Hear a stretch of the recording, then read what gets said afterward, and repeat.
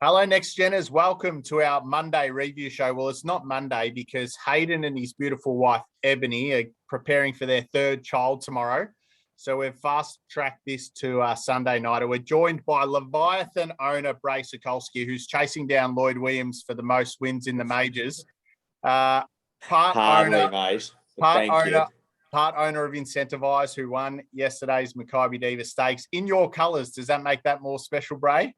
I have to say it does, Damien. I think it would be disingenuous to sit there and say your colours don't matter. Your colours are your brand. And, a lot of people in the industry, they're not looking at, who's in the ownership of each individual horse.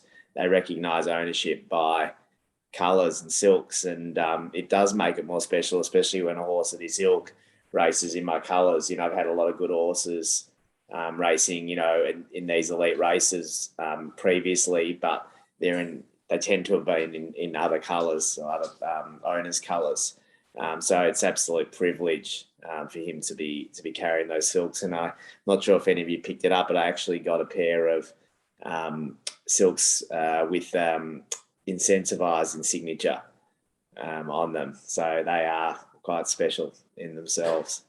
It was quite a win. Hayden's the man who breaks down our form, so he can tell us just how good it was. We probably both of us thought 1600 was going to be a bit short when he's got the cups in mind. He obviously had that campaign in Queensland where the further out he got, the better he looked. Did he sort of surprise you yesterday that he was sharp enough to knock off Mwanga, Tafane, and your Cox Plate winner, Sir Dragonet? Well, it's easy for me to sort of be arrogant about it now, but in the lead up, I did a number of interviews where I was normally not that bullish in the public domain about a horse, but I legitimately thought he would step out and win. From what he did in that trial, a couple of weeks earlier, and everything that he'd shown moods at home told us that the horse was going to be sharp enough. We knew that he had the residual fitness, and that was going to carry him a long way. And just the way that race mapped, the lead was there for the taking. I wanted to ensure that we're running the race on our terms. So, whilst the horse anything but has to lead, I just thought it was the right opportunity to lead on him. Brett judged it brilliantly because he wanted to ensure the tempo was true enough to give the horse a hit out, and also, that his endurance would hold him in good stead, in the later part of the race. But not go too hard as to, potentially, cook the horse first up, knowing, the far more important targets we had later in his program. I think it'd be remiss of us not to talk a little bit about your background first, so the Next Gen followers can get an idea of how you fell into racing. But you're a businessman in Melbourne. I understand the business is around commercial real estate lending and finance. But tell us how you went from obviously business and entrepreneur into buying racehorses and elite ones. Yeah, so I've been running Makybe Group, which is a real estate finance business, for 15 years. And that's very much been obviously the focus of my career. And, through the most important working years of your life, I've devoted to that business, and I've been incredibly fortunate to have achieved the success I have with Makybe Group. We actually announced a major sale of 50% of the business, incidentally, this week. So it's been a monumental week, obviously culminating in what transpired at Flemington yesterday. And what that business has enabled me is obviously to pursue my dreams in racehorse breeding and ownership with alacrity and with real purpose, knowing, that I had the financial capacity to do so. I've wanted to, be involved in horse ownership in a significant way since I was a teenager, when, the punt is what first attracted me to racing, like so many others. And you know what? I'm still a punter to this day, and I love it every bit as much as I did then. But I immediately had this magnetism to the sport, and the concept of being able to be involved in ownership really resonated with me from a young age. And I started doing a lot of sort of research on it, and just being very closely across it without necessarily having the capacity to be involved in a meaningful way. But, took small shares in horses and, had a great time. And then, when I was able to, generate some wealth through the business, I made sure that I, ploughed it in inverted commas, but in a prudent and methodical way into racehorse ownership, and now sort of more so in breeding, which is where, I think a big focus of my attention in the industry is going to be moving forward. Hayden? It was a fascinating race yesterday. It was nothing short of fascinating. What was going through your mind with Incentivise when Sir Dragonet was coming at him? Where was the excitement? Was it for the sweeper or was it for the new kid on the block? Well, I did have a very, very significant wager on Incentivise. Not that necessarily is going to dictate where my attention's focused, but because, Sir Dragonet is obviously won a Cox Plate. He's a fantastic horse in his own right. But, we sort of know what he's going to bring to the table. Whereas, there was such a huge question about Incentivise, and I put my judgment on the line, in buying into this horse. And, I think I felt the pressure of that as well, because, this is really where we're exposing him to proper scrutiny. And there would have been a lot of naysayers, and telling me they told me so if the horse didn't run up to expectations. So he was the cynosure of my eyes. Like, I was just focused on him. And to be honest, once he passed the line, I only just then looked across to see Sir Dragonet flashing home for third, with that big red light on, and thinking, Jesus, doesn't get better than that. And in the run, incidentally, Hayden, like, you got to know the horse. And, had you not known Incentivise and had you not understood sort of the fact that horse, typically comes off the bridle very early in races, and is a horse that, the more the pressure applied, the better, because, at the 400 metre mark, given he, led up in, a mile race at Flemington into a headwind, and, Preble had to give him a cut with the whip. Like, if it wasn't for him, you'd just be saying, well, this horse is going to fold up and not be in the finish. But, like, I knew that the capacity that horse has to fight under pressure. So whilst I didn't think he was travelling that well, I was still confident that, he would fight back, and that, he, like I said, his incredible endurance would certainly hold him in good stead in the later part of the race. It was a fascinating race, and it was a fascinating tactical battle. I think that's 2 from 2 now in Group 1 races where Brett Preble's been able to out-willow. We spoke to Sam Lyons last week in regards to Behemoth, and there was no doubt whatsoever that Craig had looked up and he tried to fall back onto Behemoth's lap, and the tactical battle between the two, and Brett knew what Craig was doing, decided to pull to the outside and utilise his weapon. The interesting part about the run with Incentivise is that Craig knew with Brett that he had the horse with the sharper 400 metre kick. That's right. And Brett was quite happy to look around, and when he seen Craig to his outside, he knew that I can use you as a bunny here. I can use you as my weapon and generate a field slowdown rather than just a slowdown from the front position, which by doing that to those in behind him took away the big danger in the race, because the big danger in the race was there was several horses on Incentivise's back that had the bigger 400 metre kick.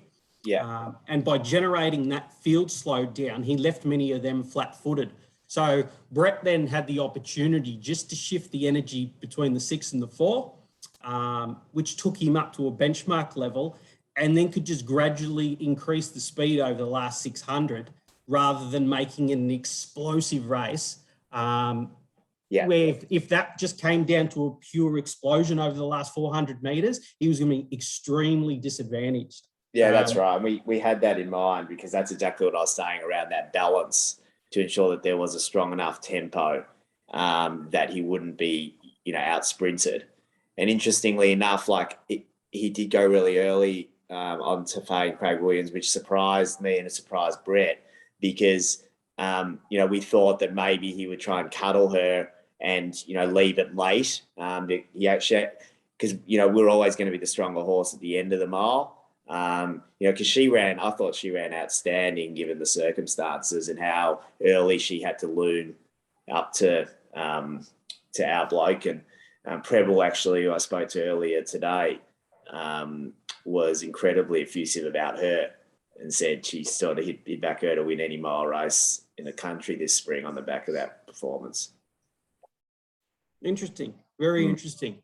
Your bloke, in terms of his mile profile, to me, he's gone a PB. There was some question marks surrounding him at the mile, but he actually had a number from his maiden performance at the Sunshine Coast. That said, he was a real miler. And he'd indicated over longer distances, because that's where he'd been set for, that he had a degree of straight line speed, but we were coming up against probably 4 or 5 horses here who had elite level straight line speed at 1600, and that would accumulate into a weight for age 14 or 1600 metre race. So, we're talking about a Brett Preble here who we haven't seen for a long time. This is like Brett going to Hong Kong. He's become technically one of the sharpest riders in the country at the moment. There's a real fire there. Oh, yeah, he's at the top of his game.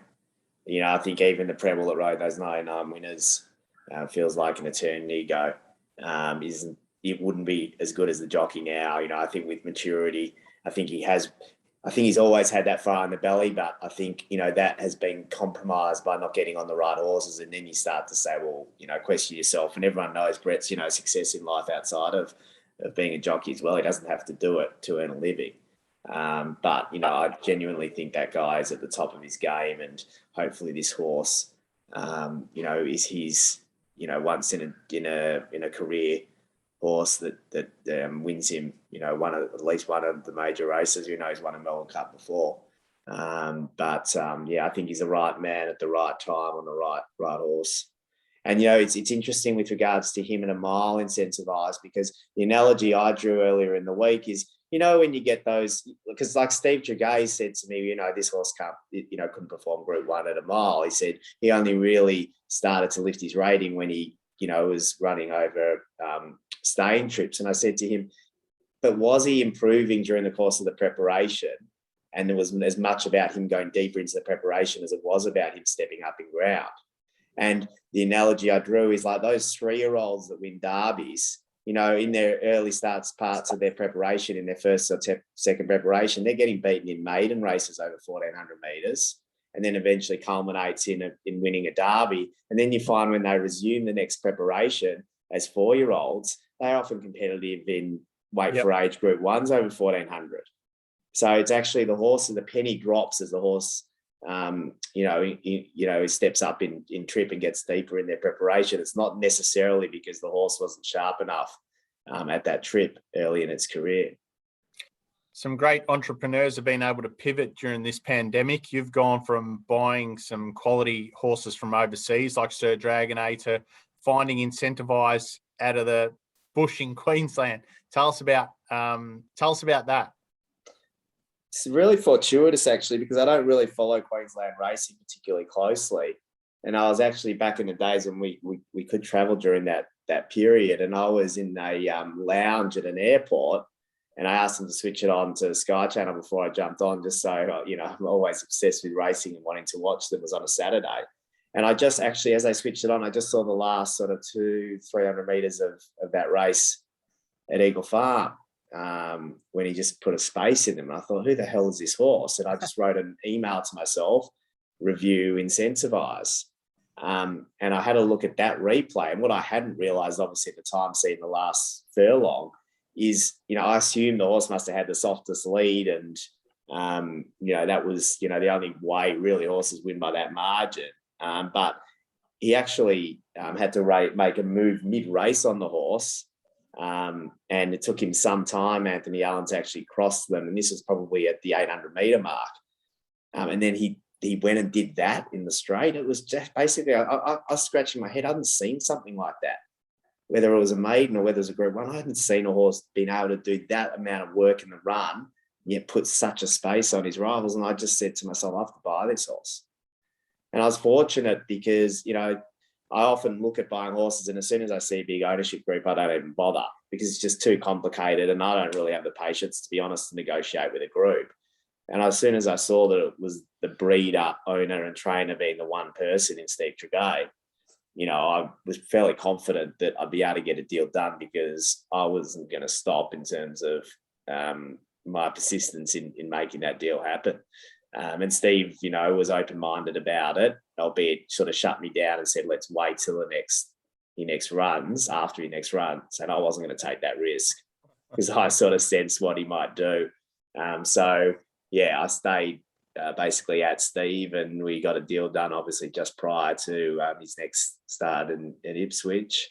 And the rest, they say, is history. I rang, funny story, because I rang Moods, and I haven't had a horse with Moods.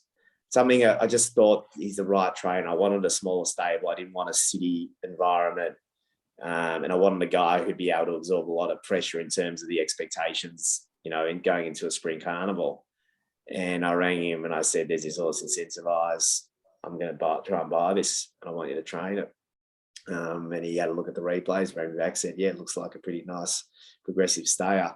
And let's see what we can do. So, yeah, it was a very, very fateful moment. If the plane had taken off half an hour earlier, who knows? I may never have even seen the horse run that day, and I would have lost my opportunity. Yeah, I don't think you would have missed the replay. Yeah, you're probably right, but it's more romantic to pretend I would have. There's nothing like an airport lounge story. Yeah, exactly. It's funny. He's a fascinating horse. At start one, if you had have offered $1,000 after start one, you probably would have bought him. Yeah. At start 3 at Toowoomba, he's posted an 84th best of the day, 19.9 lengths below IVR benchmark with me. You could have got him for free. I think you would have had to pay Steve. I think it was a liability at that point. So Steve would have had to pay you, I should say. You would have. He would have. He was at that tugboat Cliffy level. The famous Mick Price horse, where he got $1 for it, we'd get some change. He was at that level. Then he's come out at Caloundra on the Sunshine Coast and run a best of the day, 1.7 lengths above IVR benchmark. He's had a 21 length turnaround in form. The start prior, he was home his last 200, 81st best of the meeting, 14.13. His start prior at the Sunshine Coast, he's run a second best of the day, 11.70. Home 23.01, last 400, fastest last 1,000 of the meeting, 59.69. And he's gone on to be undefeated, win a Group 1 Makybe Diva. It's a fascinating story. I mean, have you ever seen a horse with that sort of trajectory from a ratings perspective? Me personally, like that exponential in terms of his improvement from one start to the next and continue to do it. There's one thing for a horse to step up from one to the next, and then they tend to plateau, or then they tend to do it more in smaller increments. But like for him to just keep on raising the bar so significantly each start and continue, obviously on Saturday once again, I'll be very interested in your numbers. Is phenomenal, and in my mind completely unprecedented in modern history in this industry. I can't recall. It's an interesting question. I'll come back to you on has there ever been anything to improve this far. Definitely, I can't recall anything near it. And normally with these horses, there's a clue there. There's something that you go back on and say, okay, there it was. But with him off starts 1, 2, and 3, there was nothing. There's absolutely nothing. He can't record a section within the top 35 on the day in any section of the race. He can't handle pressure. He can't sprint off no speed. He can't sustain any speed early. He actually can't do anything. Yeah. And Steve will tell you, there wasn't, twinkle in Steve's eye. Steve wasn't seeing something at home that we weren't seeing come race day. Steve seemed like a big, gawky, slow maturing horse that may never win a race. It reminds me of the Farlap movie where it took a few runs and they thought, oh, we've got an absolute donkey here. What have we done? We've wasted our money. And then all of a sudden, Farlap just he found his own and he went on to create history, didn't he? Well, it's not beyond the realms, you talk about that, but it's not beyond the realms. That horse could have been retired and not raced again. If he would have had a more ruthless owner and someone without Steve's patience and endurance, that horse may never have seen a second preparation. Absolutely. Oh, for sure. For sure. Isn't that an incredible? Isn't that something that's incredible to ponder? Yeah. Now, what's his prep look like, Brae? And are we going to see your great mare, Very Elleegant, clash with him potentially in a Turnbull? Yeah, unfortunately, that may well be the case. Very different ownership groups. And, you've got to do what's right for each horse independently. So you can't ever pollute your thinking in terms of, I've got my bases loaded with him in the Turnbull. Let's keep her up in Sydney for the Hill. So we'll do what's best for her, and Chris will make that decision. So we'll see what happens firstly next Saturday with the George Main, and wait for the dust to settle, and then make a call as to whether she goes south or stays in Sydney for the Hill, which obviously has increased prize money this year, but still is a Group 2 race. And interestingly, Chris does have a philosophy. We don't care about, as an ownership group with her, it's not about the prize money. So we obviously, prefer her to run in Group 1s, and Chris is sort of the mind as well that she's that good, she only deserves to race in Group 1s. So that will influence his decision-making. On the flip side, it's a set weights and penalty race, the Turnbull. And the condition is you get the maximum weight you can carry at weight for age if you've won 2 Group 1s or more. So she obviously won 6 in the previous season, so she'll carry 57. Which is effectively weight for age. Last year, she carried 54 and she had that big advantage, or 55 maybe, and she had that big advantage. So she'll be giving weight to Incentivise, is the bottom line. And she'll be giving weight to some other good male horses she'd otherwise be getting a concession from. So the conditions of that race don't really favour her this year. But Chris is, very much a pattern guy, and he has always traditionally brought those horses down for a run in Melbourne prior to their grand final. So I think still the likelihood is she'll race there, and the race is very much set in stone with Incentivise was the program we mapped out originally, and there's no reason to change tack. It's perfect. It's 3 weeks. I'd hate it to be a fortnight. I think that extra week is really ideal, up to 1.25 miles.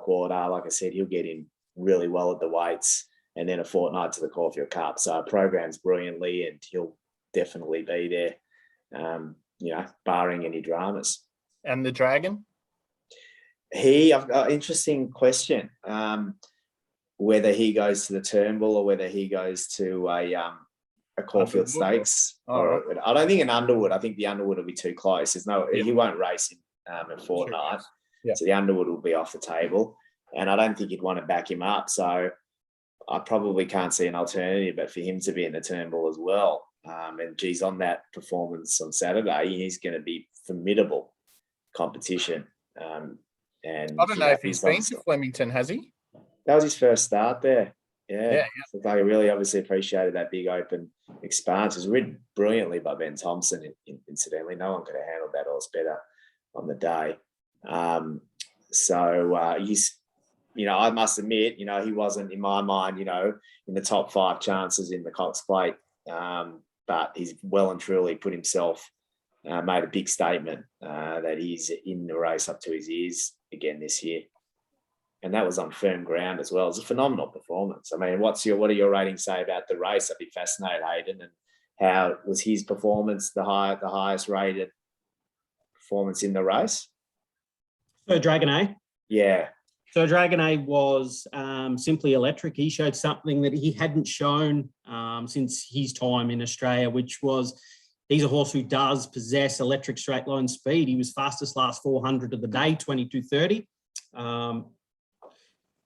The reason that horse got beat was he just must have felt phenomenal between the 4 and the 2. He's gone 10.86 split between the 4 and the 200. Which was race fastest and substantial race fastest. He probably overexerted through that section. He's probably gone somewhere between we're talking minuscule here. It's probably between half a length to a length maximum too fast for himself in that section, which gives you the thought process on the line that Mwanga's actually kicking back from underneath him. where he's simply conditioned. All right. Yeah, even though he still was increasing his speed over the last 200, he was building through that run. Yeah, right. So, and you know what? He obviously was first up. So, in terms of his ability to sustain those sectionals, that would be compromised by the fact he wasn't like completely screwed down. Whereas obviously Mwanga's had that first up run over 1400 and that fitness edge as well, which I think would have been a factor. Yeah, for sure. He was, for him, he hasn't shown that. It's the first time he's really been on good, clean ground with a fantastic straight line run. So we've seen something from him that we haven't seen prior from his time in Australia. Yeah. His OS profile gave some indications that he had some big speed, but the majority of his damage got done through the mid-race. He was a horse that could get to a very powerful level through the mid and sustain it late. That's the recipe you need to win a race like a Cox Plate. He gave the indication he could handle the big squeeze once again at Randwick over 2,000 metres. There was some straight line speed there, but nothing like on the weekend. He's in. There's nothing to suggest that he's not in career best order and he can't go and press that 5 lengths above IVR benchmark from the Cox Plate last year. Great to hear. What's it like having horses with Kieran Maher, Peter Moody and Chris Waller? How do they differ? Well, you know what? Like, Chris is like at one end of the spectrum in terms of like Chris is just the ultimate pragmatist, professional. It's all, it is business with Chris. He's a more analytical trainer. Whereas, I think at the other end of the spectrum, Kieran's like, the ultimate sort of natural horseman, intuitive, instinctive, feels, uses a lot of his instinct in terms of the way he trains horses. And then I would suggest Moody's probably certainly closer to Kieran in that regard. But if there's a spectrum, he would be somewhere in the middle. My experience with Pete's obviously only a couple of months. So, I've been racing horses with Kieran for years, and obviously, Chris and I have an incredibly close relationship, and I know how he operates in his in machinations intimately.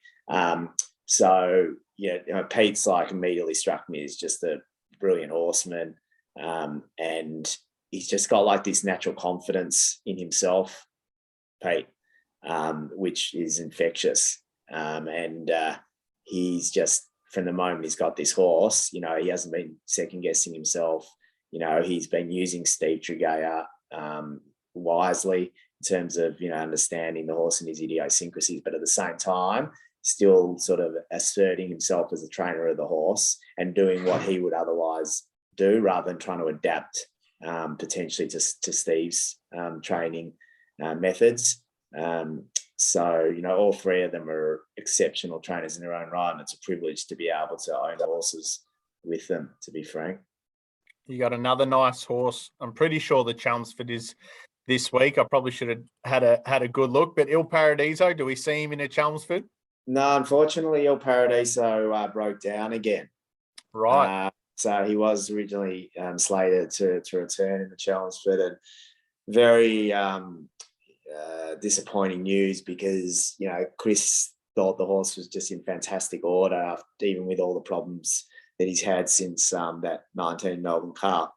And we had really high expectations that he could be competitive in the race this year. But, it's now 2 years basically since we've seen him. This injury, I think, may take him best case scenario through to the spring of 2022.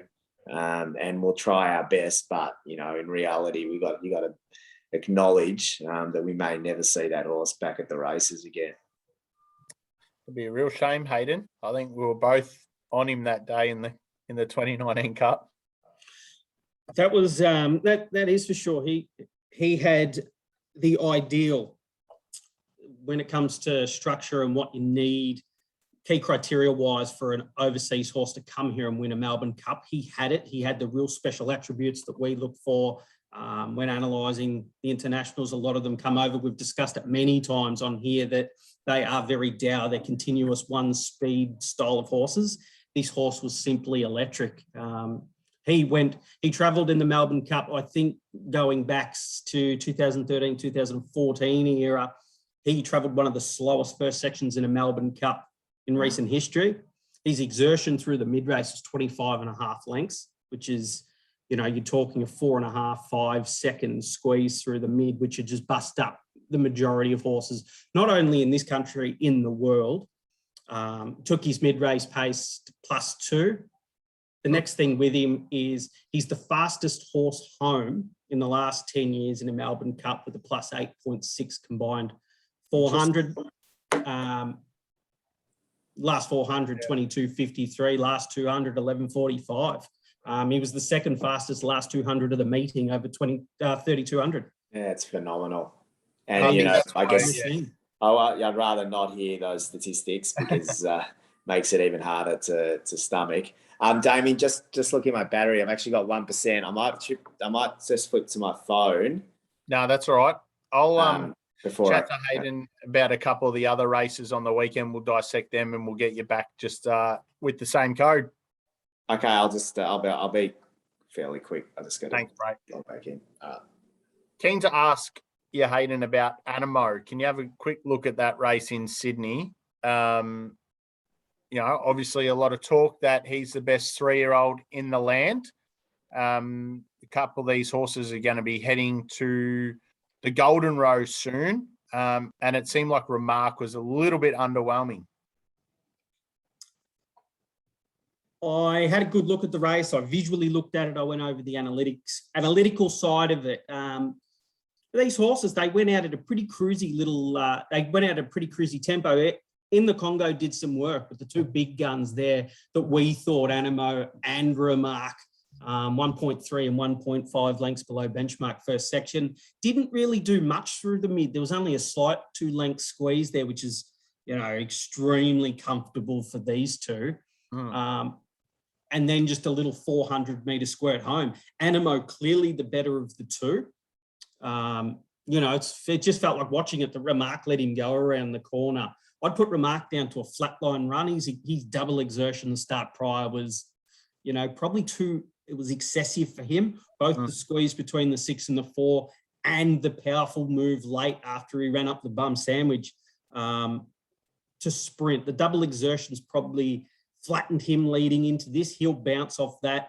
And I don't really think that McDonald had to get very aggressive on Animo. He felt like he had Remark where he wanted him and had the leaders covered a long way from home. So, fifth best of the day performance overall for Animo. He's only done what he needed to. He looked half a run short off an electric trial leading up, and Remark's a flatline run. I think both cautious also on the Kembla track. A lot of these horses, and riders and stables are a little bit withdrawn and held back. And, if things don't go their way, they're happy just to get past that and get over it till we get back to the good city surfaces. But nothing from either one to say they're not going to explode in the Golden Rose. All right. And have you got them ahead of Artorias, who was beaten by Mr. Mozart on the weekend with Halal, and he's exceptional running 3rd and 4th? Yes. I'd love to be a fly on the wall and ask some questions in the inner sanctum when the battle plans for that horse are discussed moving forward. Again, I can't remember whether I said it on any of the preview shows or reviews from leading up, but to me, he's looking like he's very colty. He wants to get his mouth up and down. He's playing games as far as I'm concerned. He did nothing. He had a bludge first section, 7.3 lengths below. Very little shift in the second section there, 5.2 lengths below, giving him some allocation for the wind, etc. He's come home, he's pretty powerful between basically the 6 to the 2, but only maintained that speed. Late, he was 12th fastest of the day overall, but he's been entitled to. He's had a bit of a bludge, and I thought he had them cold at the 400. And I think the rider did too. To me, there's a slight question mark on him, A, at 1,400, B, a massive question mark on him at 1,600. And again, he just wants to put these little flat spots in between the 8, 6 and the 4. Might come back to haunt him, but he's an interesting horse moving forward. So one word, Artorias. Are you heading towards a Coolmore or a Guineas? Artorias for mine, I'm 100% freshening up and taking him back towards a Coolmore. But honestly, I know we've taken on a couple. I don't think he's any hope in either at this point. Welcome back, Brae. You had a horse overseas called Sir Lucan. Tell us about him. Is he coming to Australia? Well, actually, you're going to have to talk to Oz about that. So I'm not in that one. I'm putting all my eggs in the Incentivise basket and Very Elleegant, of course, in the Cups. So I know he is very excited by him, but the horse, likely still needs to pass the ballot and probably win one of the ballot-free races in the lead-up. But I think if he gets in, he's definitely one of the leading chances. All right. So you're in a number of horses with Aussie. Do you feel like each time you guys go into a horse, you have to offer it up to the other one, or 100%? You offered up Incentivise at all, or? Yeah, of course. So I actually consider Aussie my partnership in racehorse, my partner in racehorse ownership. We just got a fantastic relationship. He's a terrific guy. He focuses more on the internationals and is a real form student of European racing. I focus on buying the yearlings and also obviously acquiring domestic talent. And with Incentivise, Aussie certainly doesn't follow Queensland racing. And I basically rang him and said, don't really worry too much, but if I get this horse, you're coming in for a leg. And, he just has a blind faith in me and said, all right, I'm in, I'll back your brother. And it's fantastic to have him involved in the horse. Because the thing about racehorse ownership is legitimately it's so much more fulfilling and enjoyable when you're racing with people that you know and love than either strangers or on your own. It makes it a lot more special when you've got someone of Aussie's caliber and character in the journey with you. And, obviously when you get a horse like this, you bring along all your family and friends in any case, but it's still nice to have his name in the ownership register alongside mine. I had a question from Dean Watling on Twitter.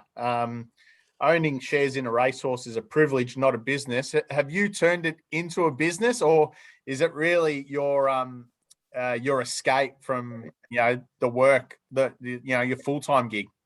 Couldn't think of it less along the lines of business. Like I spend my my working week, assessing things from a commercial perspective, measuring risk and return.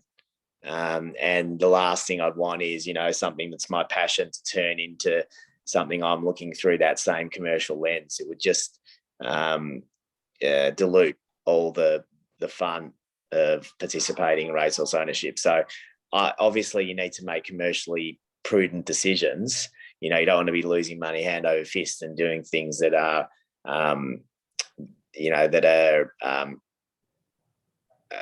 like stupid or silly, so you still need to be, thinking with your head, not always your heart. But by the same token, I love the fact that, it's not about the dollars and cents for me. And the reason I'm in ownership is there's nothing to do with making money. It's everything to do with being successful and hopefully achieving great things. And also influencing it. Yeah. I'm not the sort of owner that just sits by idly and just hands over responsibility to trainers once I acquire horses. To me, what I love is being able to back my judgment in racing the same way I back my judgment in business, and have an opinion and collaborate with the trainers and have influence. Because to me, that's what, that creates the fulfillment, the sense that you've been part of that horse's success, that had it not been for you, the horse may not have had this, had achieved what the horse achieved, or may have had a very different CV, and having that influence. And sometimes obviously you get it right, and sometimes you get it wrong, but at least being able to stick my neck out and and do something to make a difference is, to me, probably the best thing about racehorse ownership. And, I think Yes is a really good example. I genuinely believe, had I not been so hell-bent on getting that horse into the Everest, it never would have run. I was going to ask about him. You've won a Caulfield Cup and a Cox Plate, and you're on the Melbourne Cup journey with Incentivise. But I think from Hayden's point of view, the best horse from an IVR figure you've ever owned was Yes. Was he a yearling purchase for you, or? Yep, he was. Yeah, I bought him with Weary, that was only the second year that I sort of seriously buying yearlings, and I don't profess to have any decent level of understanding in terms of buying a horse on constitution and type. I know my weaknesses, so I left that responsibility to Weary and John Foote. But I do have my theories on pedigrees and what I look for, he fit that mold, and I was so bloody lucky to buy a horse of his ilk. And I have to agree with Hayden. Like the thing, I'm still gutted and think about it all the time. The fact we never saw that horse resume in the autumn, because he had made significant improvement from the spring. We put him in cotton wool after the Everest, didn't yield to the temptation of running him in the Coolmore, and he was just ready to explode in that Lightning Stakes.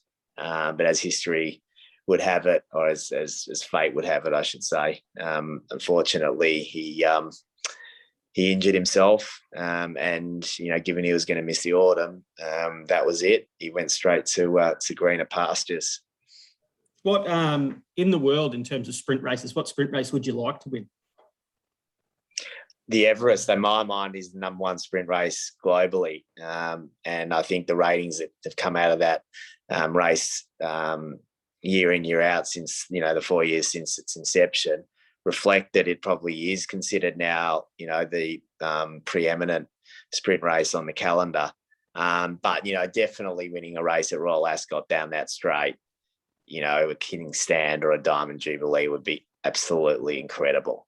Once again, that was on Yes's agenda, and we never had the opportunity. So I would love to have a horse good enough to take to the Northern Hemisphere and compete on the world stage, because you're not going to do it, in the staying races. If you got to be realistic, so you need a sprinter, albeit, you guys would be aware we sort of had that as a potential option for Very Elleegant, but you'd need, probably a horse of the caliber of Might and Power, a domestic horse. You'd have to go all the way back to him probably for an example of a horse that would be good enough to actually take over there and compete with those European stays in their own backyard. Yeah. Well, when it comes to this horse, you can think of whichever one of those races you would have liked to have won, and if you had have taken him, you would have. Don't say that, mate. That makes me feel even worse than what you told me about El Paradiso. No, when you're looking for horses to take overseas, particularly over to England, and run up that hill, multiple hills in a straight line, there's certain criteria you'd need in order to achieve that. One of them is straight line speed. You need phenomenal straight line speed. You need to be able to handle 2 sections of pressure off a good early speed. And his performance in the Everest, he's travelled 1.3 lengths below benchmark in the first section. His mid-race squeeze of 9 lengths took him to 7.7 lengths above benchmark through the mid, and he's had the audacity to not only sustain that, but slightly increase over the last 400 home +8 for a combined. And overall, best of the day, 8.5 lengths above IVR benchmark, and a horse who we didn't see the bottom of. We had him firmly marked as no ceiling whatsoever. He was pushing already within the 2 lengths of a horse like Chautauqua, who since I've been in Sexual Times and benchmarking as such, I've stamped him firmly as the second best sprinter that I've seen in my time behind Black Caviar. He had every single weapon you could possibly need to do that. He was faster than Chautauqua. So Chautauqua's brilliant finish was one thing, but this horse straight line was faster than him. And one thing that not many of these sprinters do, but he did, he produced an 8.2 length combined last 400 when he won his first 2-year-old race at Randwick over 1,200 metres. 2-year-olds simply don't do that. He was a rock star. Yep. And it is an absolute travesty that we never saw him return. And like I said, he was going to do something frightening in the Lightning Stakes, but now it's all down to conjecture as to where he may have got to. But hopefully I can achieve that dream of winning a major sprint race in the Northern Hemisphere with one of his progeny. Well, that was going to be fantastic. That was going to be my last question, mate. Tell us how the breeding game's going, and I assume you've. So, do you own a handful or a stack of mares? And I assume you're sending a few to him. Yeah, I've got about 10 mares, so not a huge volume. And like I'm just feeling my way in the breeding game. I'm still very much a novice. But, I've still retained a really good stake in him as a stallion. I'm sending 4 mares to him this season. The early feedback on his foals is incredibly positive. The Cornwall guys love them. He's been really well received, and he's going to have absolutely every chance of proving himself an elite stallion. And I don't think there's anything more exciting as an owner than buying a yearling, naming it, having a race in your colours, winning a major race, and then for prospectively the next 15 years being able to watch their progeny. You're getting a sight every time a yes colt or filly steps out. So I can't wait for that next chapter when they first start hitting the racetrack towards the end of next year. I have to ask one tough question to finish. How do you deal with all the tall poppies out there, mate? Because I know you, we've dealt with each other for a long time. Every time I've seen you in the mounting yard at Flemington or Caulfield, you've always said g'day. You always call me back. I think you're a ripping fella, and I love thanks, mate, that guys like you are investing in racing. There's probably so many other things you could invest in, but how do you deal with the tall poppies out there? Yeah, it's a really good question, and it's unfortunately it's part of the fabric, particularly of Australian culture. People are always trying to bring down other people that are successful, and whether that's in the business world or whether it's in the sporting arena, you have to accept that's going to be part and parcel of being successful. I think the most important thing is to believe in yourself and who you are, and accept that the people that are criticising you, it's not about you and it's not a reflection on you, it's a reflection on them.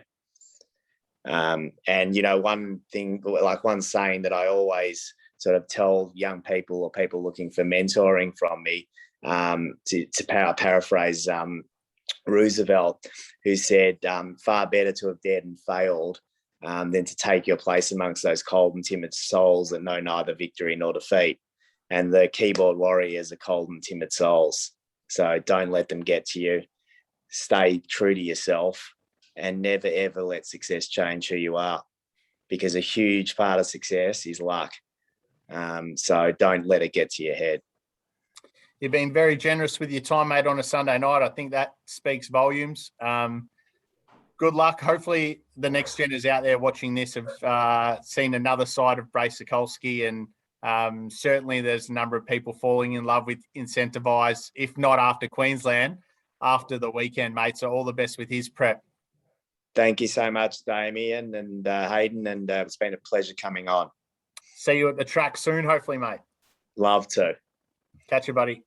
Cheers. You can sign off. Hayden and I will just review we'll wrap up the other races in the last 10 minutes of this show. So bottom left corner, you can hit end, Brae. Yep. Thanks, buddy. Great. Thanks, guys. All right. Hayden, let's have a look at a couple of the other races. Harbour Views and Cherry Tortoni knocked off Ayrton. That was a bit of a boil over. It was. It was a funny race. And to many people's surprise, the horse that many had stamped as one of the better bets, if not the best bet on the program, the one who was expected to win, he went down. He went down swinging. He didn't. He was hard to assess. 3 wide, no cover, yeah, understand. Wasn't a bigger disadvantage as what it typically is with, you did get some cover from that cross breeze. So, you know, horses who were away from the rail had some slight advantage as such. Cherry Tortoni home fastest last 1,000, fastest last 1,200 of the meeting. Harbour Views has gone right to, you know, trending towards his best off nearly a year's break. Ayrton. Flat or? Yeah, possibly flat. The energy exertion from Caulfield was explosive, particularly through the last 400. He, second up last campaign, he went well, but when the fight was on, he didn't really want to get that involved behind Apache Chase at Eagle Farm when he was there to bury that particular runner. And then he short break and he come back and he thrived. So, you know, we might get black figures or better about him next start. I'm certainly not dismissive of him. You know, even little things like drifting in late under pressure. The boys out wide, Cherry Tortoni, Harbour View sustaining the lanes in the run where he went back in towards the neutral ground. You know, there's a chance that cost him victory. You know, but I'd be forgetful and forgiving of his performance. He's too good a horse. What if his next start is in an Epsom where you've generally got to go sort of +6 to be winning a big mile handicap like that? He's got the profile that says, yeah, an Epsom is well within his ability. He only needs to run a PB, you know, in that 1 to 1.5 sort of range to be deep in the finish. And even going back off the last couple of mile handicaps that we've had, you haven't needed to have gone to that level. You've only needed to have gone to where he's been to in order to go very close, if not win. So the expectation of a +6, there just isn't too many +6 style milers around at the moment. You get the opportunity to do it through the energy exertion through the first section to produce those big numbers. So typically the better horses come to the fore and run PBs in those races anyway. So I wouldn't be dismissive of him. Just in the back of my mind, I've got, you know, I can't really recall many Victorian horses winning Epsoms. So it's not something that's been on our trainers' radars, and they haven't been very successful. It's typically a race I go looking for a Kiwi if there's one there, or if we've got a monster miler of our own. It's normally a pretty good race to A, bet in, and B, collect in. Yeah. All right. The best two performances of the day at Flemington were in the Bobby Lewis Splintex. Well, we've always had an opinion of this horse, but I can never catch him. I don't think we mentioned him on the show on the weekend, but he's run close to his best, probably a length up his sleeve, but nice performance. And away game, the mare, she's run really well as well. Yeah, both good performances. Come down a different section of the track than basically anyone else all day did. The other straight races trended back towards that inside. This one split in half, and they had to go down the middle. So, you know, when it comes to sectional timing, etc., hard to assess. They've definitely had some advantage from out there. Thought the astrologist was brave. You can put the big circle around Zutori wherever he goes next. He's dead set ready to win. I was taken by his return. Just thought he blew out late, but there was a couple of signs there that I really look for in a horse, and he showed them. So I'm prepared to, I'll be keen to see where he goes and what he does. Jonker was completely disadvantaged by everything in terms of race shape, position in run, section of the track. So just completely forget that he went around. He was brave. You can't really take much away from first three across the line, but if they are trekking towards a big group one, I think they'll get exposed. All right. And I think a couple of the other horses in form, Turadin and Tarath, both just rinse and repeat what they've been doing recently. They didn't have to go to a new level to win. The others haven't caught up to them. Let's have one look at Kembla Grange, because the best performance of the day there was a Kiwi that you mentioned on our show a few weeks ago, She got scratched, went to a trial, and during the week, we were getting $3 for her. I'm talking about on Trivier, and she hasn't gone anywhere near her best and still too good. Yeah, it was fascinating that they let us actually bet on a barrier trial. That was very kind of everybody. Who squeezed through the mid-race, excellent, sustained speed, last 800. I can't remember whether it was just a personal conversation between the two of us or I let it spill on air that I thought she might have been a bit of a monster. Yeah, no, we mentioned it on the show, but she got scratched. Okay, so yeah, it's definitely a horse, you know, from a statistical point of view. Last 4, last 2 won't be in the top 10. Won't be in the top 10 for the day, or the last 400 will be somewhere around that 10th fastest. Last 400, last 200, 13th best of the day overall. So they can sneak away on people slightly, those who look for the big finishes in order of horses to follow. Her mid-race was just booming, 3rd fastest last 1,000, 3rd fastest last 800, big box ticket for buying. Isn't it going to be nice to see her get to one of the big Metro City tracks? She's going to be fascinating to watch. Yeah, and you know, we're careful not to highlight the horse that has that booming finish, but I think Vertuce was huge and certainly want to be following her wherever she goes next. Vertuce's problem is Vertuce has a ceiling. So Vertuce's issue is going to be getting through it. Her mid-race was good. She sustained her speed late. Definitely no knocks on her performance, but if she gets up in and around those bigger and better mares, she's got problems if we require a certain level to be winning. Yep. All right. Were there any other black bookers you want to mention from the weekend? One thing that I would take out of the weekend is Damien Lane. You know, it's no secret that I've got a little bit of a love affair with Damien Lane and love backing him when he's on horses that I like. That ride on Tooradin should be shown in every single apprentices forum in Australia. That is how you ride a leader. Only Damien, Tim Clark, possibly Jai McNeil, and Nash Rawiller. They're probably the 4 guys who have the ability to do that on a front runner. Yeah. That is just blatantly refusing to give up your advantage and taking him to a dangerous level in terms of pace. There's a very fine line between that horse going half to 3/4 of a length too fast, and then it's curtains for him from a long way out. That was just a dominant, brutal front-running ride. So excellent. And then he comes out 3, 4, 5 races later, might have even been deeper, it might have been 6, 5 races later on Toorath, on the mare who's hard to knock. This mare, she's in career best order, and I was really taken by her performance. This, once again, knew the position in the track that he needed to be in, didn't overcompensate for the headwind, had extreme faith in his own riding ability and in the horse underneath him to play a very daring tactic.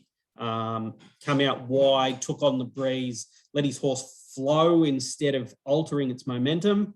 And this guy's, you know, there's only 2 riders who could have made it in Japan at the time. It was himself and Hugh Bowman there, because you just need to be elite judges of speed and understand how to push horses to their absolute max without breaking them. That's what he understands.